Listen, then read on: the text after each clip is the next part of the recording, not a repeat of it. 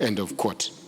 The committee finds that the then Cabinet Secretary, Ms. Anne Mumbe Waiguru, was the driving force behind both policy and operations by micromanaging implementation of 5-point vision plan at the National Youth Service. The committee finds that the then Principal Secretary, Engineer Peter Oganga Mangiti, as responsible for the loss of public funds.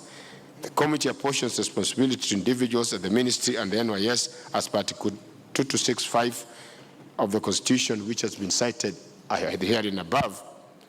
Those found guilty are recommended for barring from holding public office and all specific punitive sanctions. Business persons were used in the scheme led by Ms. Josephine Kavura Irungu and Mr. Benson Gethi Wangoi, with a complicit financial system aiding money laundering. The committee recommends prosecution of the individuals, blacklisting of the firms, as well as proposals for financial institutions to strengthen the law to see loopholes with the aid